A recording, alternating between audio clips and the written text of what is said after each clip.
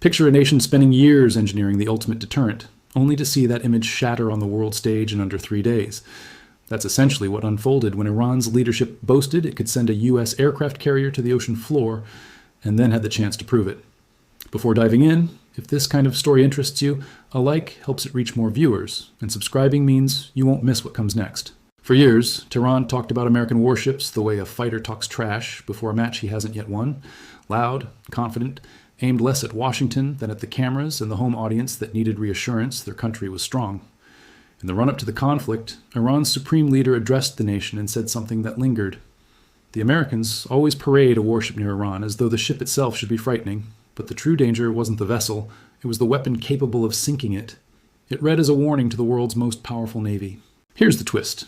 At that very moment, Iranian officials were in Geneva discussing a possible nuclear deal with American diplomats. One hand extended for negotiation, the other clenched into a threat about sinking ships. That's not really a message for Washington. It's a message for Iranians at home and for every sailor aboard that ship wondering if today is the day something goes wrong. Fear was a weapon Iran deployed long before a missile ever flew. Military analysts describe Iran's coastal arsenal as a layered wall built around one purpose, threatening any warship that ventured close. There was a long-range cruise missile capable of covering more than 1,000 kilometers, engineered to alter altitude and course mid-flight to dodge interception. There was a newer missile, purpose-built to hunt moving ships from a distance, roughly 300 kilometers of range, a warhead heavy enough to matter, and a terminal guidance system meant to lock onto a target constantly changing speed and heading. Beyond that, Iran claimed hypersonic weapons designed with American carriers specifically in mind. Then there was the swarm strategy. Small attack boats and cheap suicide drones, individually unimpressive but dangerous en masse, converging from multiple directions at once. Here's why that mix matters. A carrier's defense grid isn't built to stop a single missile.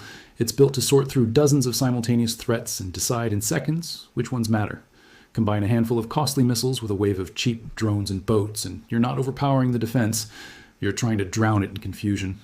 Every object, however crude, still needs to be tracked and judged, and that consumes the one resource a defense system can't spare: time. That was the core of Iran's naval doctrine. Not one perfect weapon, but a flood of imperfect ones arriving together. Iran's missiles were genuinely improving, no one disputed that, but the infrastructure needed to actually locate and track a moving target at sea. Sensors, satellites, real-time targeting lagged far behind. Iran had proven it could strike a stationary target like a building or base. Hitting a carrier maneuvering across open water is an entirely different challenge. Most experts believe that if anything got hit, it would likely be a smaller, less protected vessel nearby, not the carrier itself. A geopolitical analyst who studies these exact scenarios put it simply: a modern American carrier isn't just a ship, it's a moving fortress, ringed by destroyers, cruisers, constant fighter patrols, electronic jamming, decoys, and close-in defense weapons, meant to catch whatever slips through the outer rings. Another point often raised: most anti-ship missiles, Iran's included, were never designed with a target as massive and armored as a full-sized carrier in mind. They were built for smaller, softer prey. And there's historical context that puts the threat in perspective. The last time the U.S. actually lost a carrier in combat was World War II, when Japanese kamikaze pilots overwhelmed a much smaller, lightly built escort carrier, over 80 years ago. Every carrier built since carries decades of lessons from that war: heavier armor, redundant systems, the ability to keep operating even after taking serious damage. It's not just a bigger ship, it's a different category of engineering, built to survive precisely this kind of attack. 8 decades without losing a carrier in combat isn't luck, it's the product of deliberate design. One more comparison worth addressing. Ukraine really did sink a major Russian warship using a land-based missile, proving anti-ship missiles can work under the right conditions. But that Russian vessel was a Cold War-era cruiser roughly a tenth the size of a modern American carrier, sailing without anything close to the same protective screen. It's a useful data point, but the comparison doesn't translate directly. That's the picture before the shooting started. Real weapons, big talk, and a serious gap between Iran's claims and what military experts believed was achievable. The joint U.S.-Israeli operation against Iran launched on a Saturday, and Iran wasted no time making a dramatic claim. By the next day, Iran's Revolutionary Guard Corps announced it had struck the USS Abraham Lincoln with 4 ballistic missiles. Iranian state media ran with it, framing it as proof that Iran's campaign against American forces had entered a dangerous new phase, with fierce language about land and sea becoming increasingly lethal for its adversaries. Notice the shift. Days earlier, Iran spoke in hypotheticals about what it might someday accomplish. Now it was claiming an accomplished fact, a much riskier move, since specific claims can be verified almost instantly. And it was. U.S. Central Command responded within hours, with no hedging and no diplomatic softening. Their statement was blunt. The claim was false, the Lincoln was never hit, the missiles didn't come close, and the carrier continued normal flight operations throughout. They used the word lie, directly, publicly, without cushioning. That kind of bluntness isn't accidental. It's designed to spread fast and dominate the headlines before the other side's version can take hold. The moment an Iranian ballistic missile launches, its engine heat is picked up almost instantly by space-based sensors built for exactly that signature. Within seconds, that triggers a tracking chain that identifies the missile type and calculates its trajectory. The Lincoln wasn't relying solely on satellite or ground detection either. It had its own airborne early warning radar plane nearby, built for the sole purpose of spotting exactly this kind of threat well before it got close. The Lincoln wasn't alone that day. Its full air wing included stealth fighters, strike jets, dedicated electronic warfare aircraft, the radar plane, transport aircraft, and combat helicopters. 8 specialized squadrons, each playing a role in a massive moving shield of detection and defense. This wasn't one ship depending on its own radar. It was an entire flying ecosystem built to spot danger long before it became a real threat. And arguably the most important aircraft in that formation wasn't the fighter jet. It was the unglamorous radar plane quietly watching the sky, buying everyone else time to do their jobs. In the first 24 hours of the war alone, American forces conducted more than 900 separate strikes. Against that backdrop, an unverified claim about 4 missiles fired at one ship looks almost like a desperate bid for a headline in a news cycle otherwise dominated by the other side. Here's the irony. While Iran's carrier claim was false, an actual carrier really was hit that day, just not the one Iran meant. Central Command's rebuttal came paired with news of a strike on Iran's own newly built drone carrier.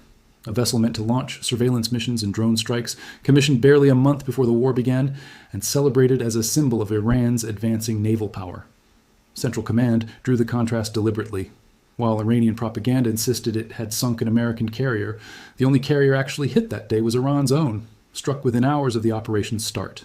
A ship built with genuine national pride, unveiled weeks earlier as proof Iran was closing the naval gap, ended up disabled in the opening hours of the very war it was meant to help fight. While the American carrier, it supposedly struck, kept flying aircraft the entire time. The broader lesson: a dramatic, specific wartime claim is a bet that it either holds up under scrutiny or spreads before anyone pushes back hard enough to stop it. Here, that bet failed completely because American officials had both the tracking technology to know instantly the claim was false and the communication systems and will to correct the record within the same news cycle. This story isn't only about a false claim and a sharp rebuttal. Real people died in the same window, and that deserves to be said plainly. Iranian retaliatory strikes on American bases in the Gulf killed 3 U.S. service members and seriously wounded 5 more, with additional troops injured by shrapnel and blast shock. The first American deaths of the war, part of strikes against Gulf nations hosting U.S. forces, including a major naval headquarters in Bahrain. That context reframes the carrier story. Iran's false claim wasn't floating in an empty news cycle. It was published the same moment American service members were genuinely dying elsewhere in the region. That's part of why Central Command's immediate forceful correction mattered. Letting a dramatic false claim spread even briefly risked pulling attention away from real losses that deserved to be understood clearly, not buried under a fabricated headline. Even though false, military analysts took the claim seriously, and that reveals something about how propaganda functions in wartime. Defense researchers assessed that Iran's language was deliberately built to project strength to its own population at a moment when its leadership was reeling from the reported death of a senior military commander just a day earlier. Central Command's forceful rebuttal wasn't just about correcting the record. It was also about demonstrating survivability and refusing to cede the narrative during a fast-moving, high-stakes moment. What's striking is that even in hindsight, it's not fully clear whether Iran's missiles were fired and missed, intercepted before getting close, or never aimed at real coordinates at all. But the claim still forced real consequences, pushing military planners to reassess missile defense networks, maritime tracking, and escalation management protocols for future conflicts. A claim doesn't need to be true to reshape strategy. Sometimes the fear of what could happen is enough. The failed claim didn't end Iran's ambitions. Months later, during a ceasefire, reports surfaced that Iran was working to finalize a major arms deal with China for advanced anti-ship cruise missiles, weapons American naval defenses reportedly have little effective answer for. This wasn't happening mid-combat. It was happening during a pause typically meant for rebuilding and rest. Rather than using the ceasefire purely to recover, Iran appears to have used it to rearm, targeting the exact capability gap that caused its original claim to collapse so publicly. That's not the behavior of a country that abandoned its original goal. It's the behavior of one that treated the failure as a lesson rather than a stopping point. The messaging around this period was strikingly contradictory. American leadership made clear the naval blockade around Iran would remain until a lasting agreement ended the war. Iranian leadership, meanwhile, simultaneously promised to fiercely protect its nuclear and missile programs while claiming that expanded control over the Strait of Hormuz would somehow bring regional calm. Promising peace publicly while quietly pursuing more advanced weapons privately, a contradiction that says a great deal about how much weight to give Iran's public statements going forward.